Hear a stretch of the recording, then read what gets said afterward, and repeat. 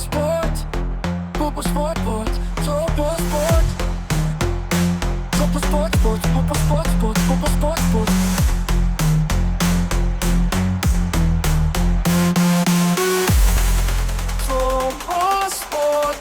سلام زخبركم تخطاتلتي على توزينا سبورت النهو سناي مكتتال جود بلينغهام نهاجرويت غانتا انجليز حزيلو نبرخت غوبوتات مكسيكو سيتي ديبو نيروم تمالخا نزهاجرويت غانتا بردن مايزحل النفسس نبرتع صحاين رهدن ميامي اوصيوام نايسوس عمتات حلمي انجليزاويان نحد سبت رايستو هذا السرحيتيو زمسل نيروم وانش علم ابقل وانات صحفتو نحد سمسيلو يقربيوم ابشحنت شعب تميتن 86 مارادونا نأرجنتينا أبكلت شحن كلتن رونالدو نبرازيل أبكلت شحن عسران كلتن ميسي نأرجنتينا كنت أكس نخلينا بلينغهام ولاكوا إنجليز نهاجرويت غانتا نروي بغلت شتوتاتو كترت عن تجبره نايزوم أقدمهم كتكسوز أنو حتى صوت كبر نخبت سحجن كلت عبيت قدرات أبقدمي لوم هاجرويت غانتا إنجليز أبتوسخ ساعات نايك عرفتي نتا عم بل 36 دغ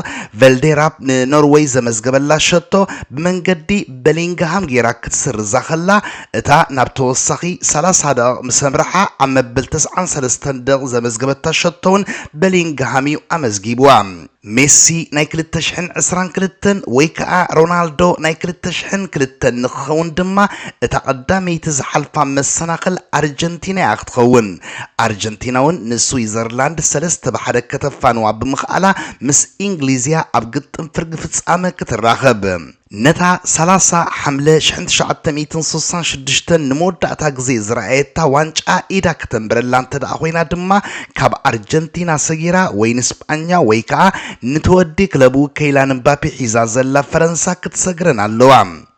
بلينغهام دما نزغ قبر كم زخليو زفرارح زلوم بلينغهام ابز حج زلو درجة مس بيلن مس مارادونا كتورادرو مفتان كم دفرت كقصر زخلو كان تخونه اب ستاديوم استيكا انصار مكسيكو اب ستاديوم ميامي خا انصار نروي زحازو ستاتستكس جن نابزوم عالم كاب زرعيتهم دنك تصاوت زخونو تصاوت تيغصيو زخيد زلوم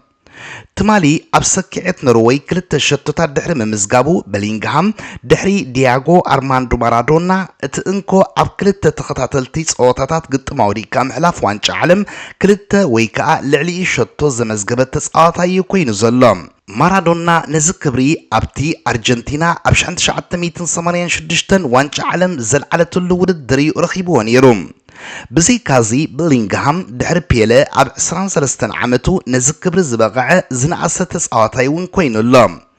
بيله خا ابت برازيل اب 1958 وانش عالم زوسدتو لغزيو ود 17 عمت كله نزعب نجر كفصمو خيلوم مارادونا اب 1986 بيله اب 1958 نزخبر تسكيمم وانش عالم كلعلو خلو ماليا قصر 10 تيم وديم نيرم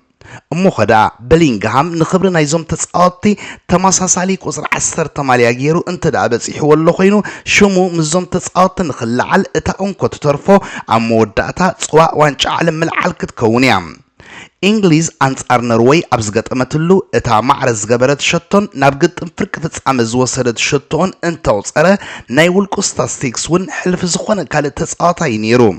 زخونه تصاوتاي هاجراويت غانتا انجليز زي بصحو حموشت قلعات نابلدات نروي كهرم كله ابلدات انصار مغاطمتو زبزح غزي كعسو ستنكفو نسو نيرو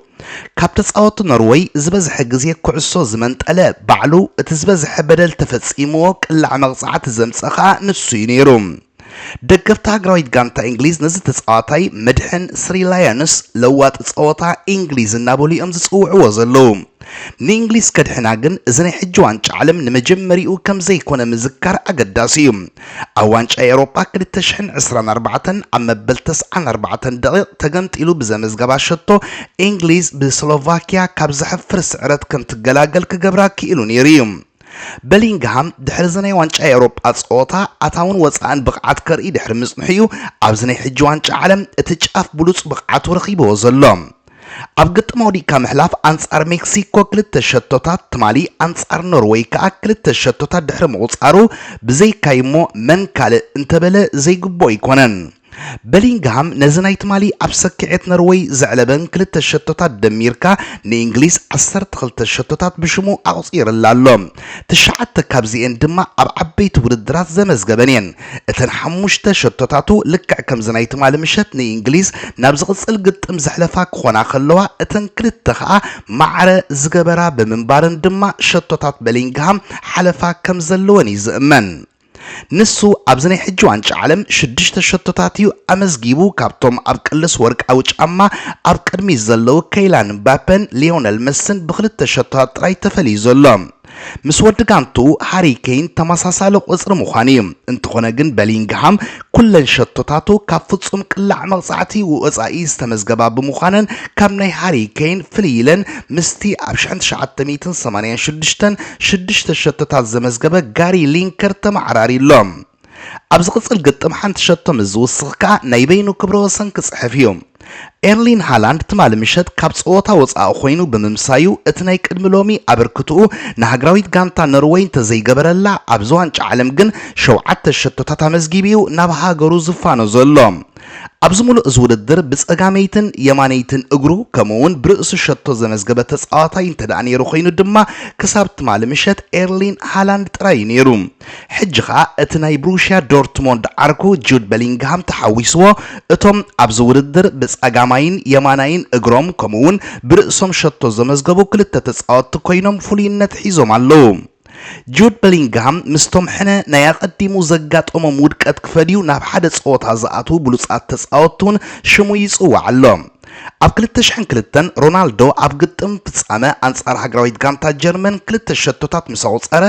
ናብቶም ካብ ስታዲየም ዮኮሃማ በቐጥታ መደብ ዝሕልፉ ዝነበሩ ማዕከናት ዜና ቀሪቡ እቲ ቃንዛ ተፈዊሱ ዘሎ ዘስምዕ መልእኽቲ ሰዲዱ ምኽንያቱ ንሱ ቅድሚኡ ኣብ ዝነበረ ናይ 1998 ዋንጫ ዓለም ሃገሩ ብፈረንሳ ኣብ ፍጻመ 3 ባዶ ከምዘየላ ኮይና ክትሰዓር ከላ ብሕማምን ሞግዳእትን እቲ ናይ ብሓቂ ዓቕሙ ከርኢ ዘይከኣለ ስለ ዝነበረ መስውን ብተመሳሳሊ ኣብ 2014 ብራዚል ኣብ ዝእንገደቶ ዋንጫ ዓለም ኣብ ፍጻመ ብጀርመን ተሳዒሩ እታ ጽዋ ቀሪባትሉ ከላ ክስእና ከም ዝኸኣለ ዝፍለጥ ኮይኑ ኣብ 2022 ከዓ ንፈረንሳ ረቲዑ ሕኒ ፈዲዮ በሊንግሃም ከዓ ትማሊ ንኖርዌይ ገሊፉ ነቲ ኣብ 2024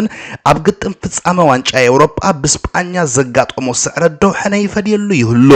ኣብ ሪያል ማድሪድ ኣሞንኩቡ ዘጋጠሞ ሞግዳእትን ጸገማት ምጭብባጥ ጅማውትን ጸወታታት ክኸስር ናይ ሃገራዊት ጋንታ እንግሊዝ ቦቱኡ ከዓ ብናይ ቁልዕነት ዓርኩ ሞርጋን ሮጀርስ ተመንጢሉ ተባሂሉ ክወረ በሊንግሃም ቅድሚ ዋንጫ ዓለም ብኸምዚ ሎሚ ዝለዓሎ ዘሎ ይኮነን ዝዝከር ነይሩ ኣሰልጣኒ ሃገራዊት ጋንታ እንግሊዝ ቶማስ ቱከል ፈለማ ነዝን ቦታ ቁጽር 10 ንምሓዝ ኣብ መንጎዞም ክልተ ይዕርኽ ዝነበረ ውድድር ብኣወንታዊ መዳዩ ክተሓላለኾም ምኽኣሉ ክነኣድ ዝግብኦ እዩ መኒ ቀዳማይ ክስለፍ ከየፍለጠ ናብ ዝውድድር ድሕሪ ምምጽኡ ከዓ ንተመክሮን ዝናን በሊንግሃም ይመሪጹ እተጻዋታይ ከዓ ነቶም ምስ ቀዳሞት 11 ተሰለፍቲ ኣብ ሜዳ ከኣቱ ኣይግብኦን ኢሎም ዝትንትኑ ዝነበሩ ክኢላታት ኩዕሶ እግሪ ሓንቲ ቃል ከም ዘይውጹ ገይርዎም ኣሎም እዚ ኩሉ ክዝከር እንተደኣ ኮይኑ ግን ነቲ ንሽድሽተ ዕቁድ ሙሉእ ንሃገራዊት ጋንታ እንግሊዝ ዋንጫ ዓለም ከይተልዕል ሓኒቕዋ ዘሎ ገመድ ክበት ከለዎ እዚ ዕማም ንኽከብድ ከዓ ሜሲን ኣርጀንቲናን እዮም ኣብ ቅድሚኡ ደው ኢሎም ዘለዉ ሜሲ ኣብ 39 ዕድሚኡ ኣብ ዋንጫ ዓለም ብ8 ሸቶታቱ ኣርጀንቲና ተኸታታሊ ዋንጫ ዓለም ንኽትወስድ እቲ ድሙቕ ኮኸብ እዩ ዘሎ እምበኣር ኣብ ግጥም ፍርቂ ፍጻመ ኣየናይ ቁጽሪ 10 ንሃገሩ ተሰኪሙ አንጻር ፈረንሳ ወይ ስጳኛ ከም ትጻወት ክገብራ ገና በኣጉ ኣቓልቦ ሲሒቡ ዘሎ እዩ እቲ ቁጽሪ 10 ናይ ኣርጀንቲና ሊዮነል መስዶ ወይስ ቁጽሪ 10 ናይ እንግሊዝ ጁድ በሊንግሃም ማሕበር ኩዕሶ እግሪ ዓለም ማለት ፊፋ እታ ማዕረ ዝገበረ ሸቶ በሊንግሃም ፈጢራቶ ንዘላ ኣካታዒ ኣርእስቲ መብርሂ ሂብሉ ሃገራዊት ጋንታ ኖርዌይ ትኹን ካልኦት ኣካላት እታ በሊንግሃም ዘመዝገባ ቀዳሚት ሸቶ ኣብ ፈለማ ክትህነጽ ከላ ናይ ካሜራ ገመድ ሃሪማ ክትበጽሖ ዝግባእ ቦታ ካብ ምብጻሕ ከም ዝተዓንቀጸት እዮም ዝኸሱ ብመሰረት ሕጋጋት ማሕበር ኩዕሶ እግሪ ዓለም ኩዕሶ ኣብ ሜዳ ንዘለዉ ነገራት ናሕሲ ክኸውን ይኽእል ገመድ ተንኪፋ ኣብ ውሽጢ ሜዳ እንተደኣ ጸኒሓ ጸወታ ደው ኢሉ ዳግማይ ከም ዝጅመር ይዝግበር ትማሊ ኣብ ስታዲየም ማያሚ ሓላው ልዳት ኖርዌይ ኦሪያን ኔይላንድ ካብ ልዳቱ ንሰማይ ዝሃረማ ኩዕሶ ሃንደበት ልክዕ ኣብ ትኽትበጽሖ ትኽእል ዝነበረት ቦታ ከይበጽሐት ኣብ እግሪ ኤሊዮት ኣንደርሰን ክትዓልብ ከላ ዘርእዩ ናይ ቪድዮ ጭብጥታት እዮም ዝቐርቡ ዘለዉ ኤሊዮት ኣንደርሰን ነታ ካብ ሓላው ልዳት ኖርዌይ ተቐሊዓ ምስ መጸቶ ዝሓዛ ኩዕሶ ንኣንቶኒ ጎርደን ምስ ቀበሎ እዩ በሊንግሃም ከዓ ካብ ተሓድሽ ተጻዋታይ ባርሰሎና ተቐቢሉ ኣብ ሰኪዔት ኖርዌይ ከም ትረአ ገይርዋ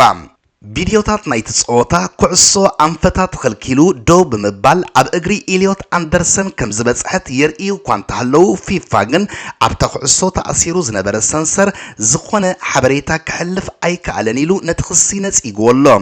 ፊፋ እቲ ኣብ ውሽጢ ተንኳዓሳሱ ዘሎ ቴክኖሎጂ ንኹሉ ህርመታት ናይታ ኩዕሶ ብቐጥታ ከም ዝሕልፍ እዩ ዝሕብር ኣብዛ ናይ ኖርዌይ ቅላዕ ግን ግዲ ጠፊኡ ነይሩ ኮይኑ ዝዓገተኒ ነገር የለን ይብል ኣሎ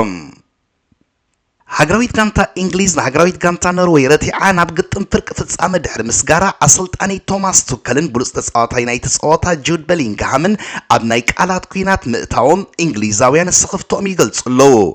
ቱከል ዋላ እኳ በሊንግሃም ኣብ ክልተ ተኸታተልቲ ጸወታታት ብዘርኣዮ ብሉጽ ብቕዓት እንተነኣዶ እንግሊዝ ብሓፈሻ ኣብ ታሪኻ ንራብዓይ ግዜኣ ናብ ግጥም ፍርቂ ፍጻመ ድሕሪ ምስጋራ ግን ከም ካልኦት ኣባላት እታ ጋንታ ብዙሕ ጽምብል ናይ ምግባር ሙድ ኣይነበሮን ንሱ ድሕሪ ተጻወታ ብዝገበሮ ቃለ መሕተት ባዕልና ህይወት ከባድ ክትከውን ጌርና እቲ ውጽኢትን እቲ በጺሕናያ ዘለና ደረጃን ጽቡቕ እንተኾነ ዘርኣናዮ ብቕዓት ግን ኣይመሰጠንን ብምባል እዩ ቀል ዓለም ዘይብሉ መግለጺ ሂቡ ንሱ ብዘይካዚ በቲ ዝተጻወትዎ ኣገባብ ዓወት ከተመዝግብ ኣሸጋሪ ምዃኑ ከፍልጥ ከሎ ናብ ዝቕጽል ጸወታ ምሕላፎም ድማ ዕድለኛታት ምዃኖም ኣብሪሁ ድሕሪ ስልጣኒኡ መብርህ ክህብ ዝተሓተ በሊንግሃም ግን ፈለማ በኣካላዊ ምልክት እዩ ንቱከል ክቃወሞ ተራእዩ ነይሩ ጸኒሑ ግን ግዲ ረሲኑ ምናልባት ኣብ ከምዚ ዓይነት ከቢድ ጸወታ ተጻዊቱ ዘይፈልጥ ከይከውን አንጻር ሃላንድ ኦዲጋርድ ኑሳን ሶርሎዝን ገጢሙ ዘይፈልጥ ክኸውን ኣለዎ ብምባልዩ ብሕርቃን ነሰልጣኒኡ ክቃወሞ ተሰሚዑ በሊንግሃም ኩሉ እዋን ብዙሕ ግዜ ኩዕሶ ተቐባቢልካ ክትዕወት ስለዘይከኣል ኣብ ገለ ግዜ ከዓ ከምዚ ዓይነት ኣገባብ ምጥቃም ኣገዳሲ ብምባል ግን በተዘዋዋሪ መንገዲ ዓወት ኣምፂኦም እምበር ጽቡቕ ጸወታስ ከም ዘይተጻወቱ ተኣሚኑ እዩ ነዚ ምስተኣመነ እዩ ከዓ እሞ ምስቲ ቶማስ ቱከል ዕድለኛታት ኢና ዝበሎ ተሰማማዕ ኢኻ ዝብል ሕቶ ቀሪብሉ ንሱ ነዛ ሕቶ ርእይቶ የብለይን ኢሉ ዓፂዋ ዝምድና በሊንግሃምን ቶማስ ቱከልን ብጽቡቕ ከም ዘይተሃንጸ ይዝሕበር ዝሓለፈ ዓመት በሊንግሃም ተቐይሩ ካብ ሜዳ ምስ ወፀ ብዘርኣዮ ጠባይ እቲ ስልጣኒ መዕገርገሪ ጠባይ ዘለዎ ተጻዋታይ ክብል ገሊጽዎ ከም ዝነበረ ኣይርስዕን ቅድሚ ዋንጫ ዓለሙን ልክዕ ከም ትረንት ኣሌክሳንደር ኣርኖልድ ፊል ፎደንን ኮል ፓልመርን ክገድፎ ከም ዝኽእል ግምታት ይወሃብ ነይሩ እዩ ኣብ ምጅማር ናይዚ ዓመት ኣብ መንጎኦም ዝነበረ ዘይምርዳእ ድሕሪ ምዕባሶም ድማ እንግሊዝ ብዘይ በሊንግሃም እንታይ ምኾነት ነይራ ክሳብ ትበሃል ኮይና ኣላ ሕጂ ግን በዚ ርእይቶ ውሽጦም ከይጸረየ ጸኒሑ ወጥሪ ከይለዓል ደገፍቲ ሃገራዊት ጋንታ ቅድሚዚ ናይ ረቡዕ ናይ ኣርጀንቲና ግጥም ስጋኣቶም ይገልጹ ኣለዉ ሓለቓ ጋንታ ሃሪኬን ኣሰልጣኒኦም ዝሃቦ መግለጺ ካብቲ ሃገራዊት ጋንታ ካልእ ብሉጽ ብቕዓት ስለ ዝደሊ እምበር ንኽነኣእስ ከም ዘይኮነ ተዛሪቡ ነቲ ጉዳይ ከረጋግኦ ፈቲኑ ኣሎ እዚ ናይ ቃል ምልልስ ቱከልን በሊንግሃምን ኣብ ዝቕጽል ጸወታ ታክቲካውን ውልቃውን ለውጥታት ይገብር ዶ ኩሉ መልሲ ዝደልየሉ ዘሎ ነገር እዩ እቲ ካልእ ግጥም ርብዕ ፍጻመ ሃገራውያን ጋንታታት ኣርጀንቲናን ስዊዘርላንድን እውን ክሳብ ተወሳኺ 120 ደቂቕ ኸይዱ ዋላ እኳ ኣርጀንቲና ኣብ ተወሳኺ ሰዓት ብዘመዝገበተን ክልተ ሸቶታት 3-1 እንተተዓወተት ስዊዘርላንድ ግን ክሳብ ሕጂ ስዕረታ ምቕባል ኣብያ ዘላ ኣርጀንቲና ገና ጸወታ 10 ደቂቕ ጥራይ ምስ ተላዕሎ ነታ ሊዮነል መሲ ካብ ማእዝን ዝሃረማ ኩዕሶ ማካልስተር ናብ ሸቶ ምስ ቀየራ ናብ ፍርቂ ፍጻመ በቐሊሉ ትሰግር ጋንታ ኮይና ኣቕሪባ ነይራ እንተኾነ ንመሪሕነታ ክድርዖ ብዘይምኽኣላ ድሕሪ ዕረፍቲ ናይ ክንፊ ተጻዋታይ ኖቲንግሃም ፎረስት ዳኒ ዶዬ ንስዊዘርላንድ ኣመዓራሪዋ ኖዶዬ ምስ ሪካርዶ ሮድሪገዝ ንዝተቐባበለላ ኩዕሶ እዩ ኣብ መወዳእትኡ ብመንጎ ክልተ የእጋር ሓላዊ ልዳት ኣርጀንቲና ኤሚሊያኖ ማርቲነዝ ዘሕሊፉ ሸቶ ገይርዋ 5 ደቂቕ ካብዛ ሸቶ ስዊዘርላንድ ኣካታዕ ብዝኾነ ኣገባብ ነጥቃዓያ ኤምቦሎ ብቐይሕ ካርድ ክትከስሮ ብምኽኣላ ኣብ ዝቐጸለ ጸወታ ተወፂዓ ኣብ ተወሳኺ ሰዓት ኣልቫረዝ ንኣርጀንቲና መሪሕነት ኣብ ዘተሓዘሉ ክሳዕ መወዳእታ ማዕረ ትገብራ ሸቶ ንምርካብ እንተተቓለሰት ላውታሮ ማርቲነስ ከዓ ኣብ ውዱእ ሰዓት ሳልሰይቲ ሸቶ ወሲኹ ደቅሲ ኢልዋ ድሕሪ ዝግጥም ኣርጀንቲናን ሜስን በቲ ኣብዚ ዋንጫ ዓለም ሓገዝ ናይ ዳንነት ይረኽቡ ኣለዉ ዝብል ክስታት ክህሮም እዮም ዝረኣዩ ዘለዉ ተጻወትቲ ስዊዘርላንድ ናብ ግጥም ፍርቂ ፍጻመ ክንሰግር ዘይከኣልና ብሰንክታ ዘይትግባእ ንብሬል ኢምቦሎ ዝተዋህበት ቀይሕ ካርድ ንልዕሊ 50 ደቃይቕ ብ10 ተጻወትቲ ክንጻወት ስለዝተፈረድና ኢና ኢሎም እዮም ዝኽሱ ዘለዉ ኢምቦሎ ኣቐዲሙ ብሊያንድሮ ፓርዳስ በደል ተፈጺምካ እዩ ተባሂሉ እዩ እቲ ኣርጀንቲናዊ ብጫ ካርድ ወሲዱ ነይሩ ጸኒሑ ግን ቫር ኣብቲ ጉዳይ ጣልቃ ብምእታው እቲ ስዊዘርላንዳዊ ብፍላጥ ከም ዝወደቐ ስለ ዝሓበረ ተገምጢላ እታ ናይ ሊያንድሮ ፓራዳስ ብጫ ካርድ ተዋሂባቶ ቀዲሙ ብጫ ካርድ ወሲዱ ብምንባሩ ድማ እዩ ብክልተ ብጫ ካብ ሜዳ ተባሪሩ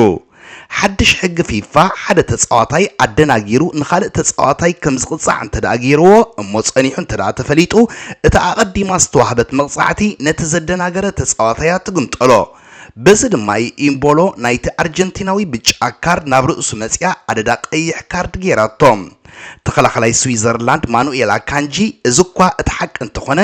እቲ ዳኛ ነቲ ኣርጀንቲናዊ ብጫ ካርድ ክህቦ ኣይነበሮን ክብል ተሰሚዑ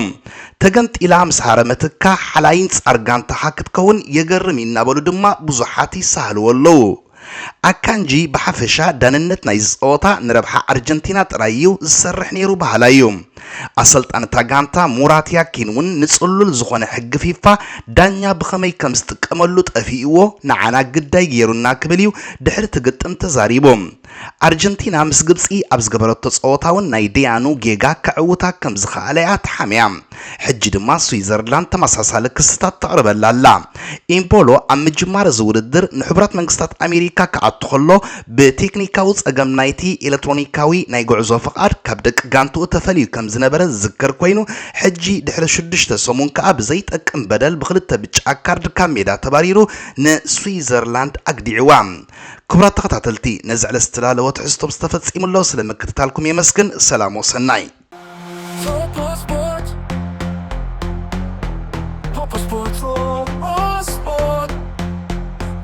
Sport.